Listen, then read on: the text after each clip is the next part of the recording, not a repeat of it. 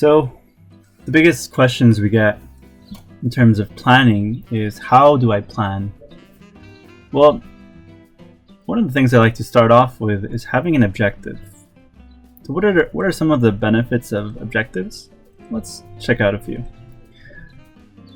You always get the end result when you're able to plan. The end result in turn provides you with some clarity, it gives you focus. You get this sense of achievement that you wouldn't have gotten otherwise.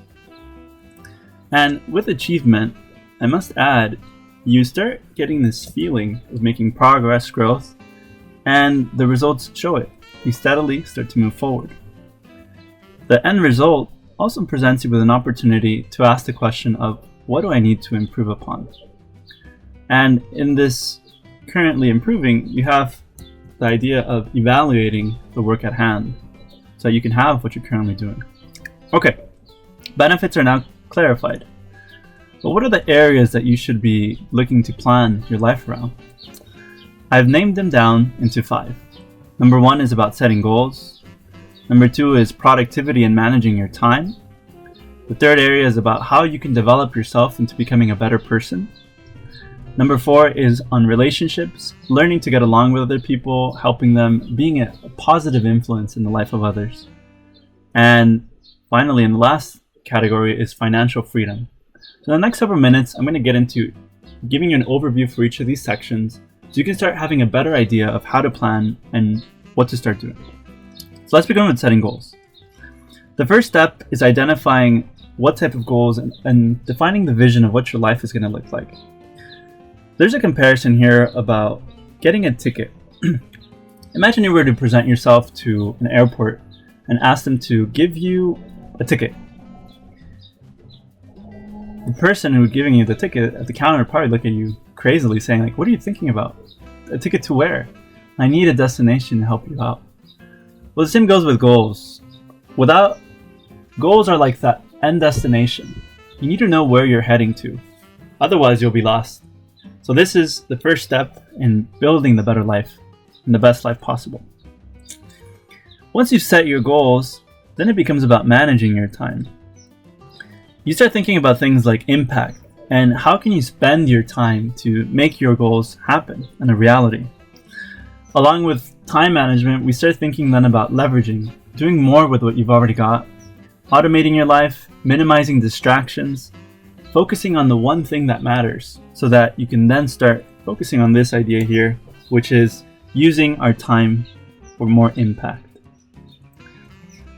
Once you've given that more time, you understand that at the key of building the life where you have freedom, you are at the center of it. So there's this maxim that says the only way your life changes and it becomes better is when you become better. So you can become better by changing the things you learn, talking to people that inspire you, people that are around you, learning from the best examples, by reading books, going to places, traveling, experiencing. All of these contribute into you becoming the better version of who you can be. The benefit of being a better version is then your relationships in life get better. So it's interesting that we think about relationships and maybe you think about dating, which is it's an important part, no doubt. But what about the relationships with your family, with your friends, with your coworkers? All of these definitely influence into a better experience of life. You know, there was this Harvard study that tracked 80 people or 720 people or so over a course span of 80 years. You know, they realized that the most important thing in their life wasn't the money they made or the people or the work they did, but rather the relationships they built over the years. And in fact, that's what kept them the strongest. Relationships, when you think about it, like I said, can include people who you marry, who you work for, friends, business partners. But I want to draw your attention to this point. It's about making your life become easier than it is. And that's only possible when you have the good friends that are there to support you. Finally, at the 5th pillar, we have financial freedom.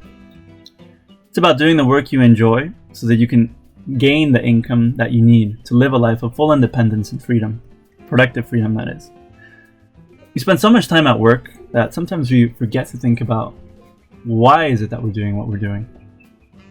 But at the core, we're all looking for this idea of making contribution and making that possible. So these are the 5 areas that I encourage you to plan on. I'm going to create more videos that go into the specifics as to how to plan each of these. But for now, I encourage you to visit our website, come here to productivefreedom.com, learn more about what it means to plan, these key areas that I talked about, and sign up if you'd like to get a free one-page planner that'll help you do just that, just to get started in this direction. So this is Frank, signing off, and thank you very much.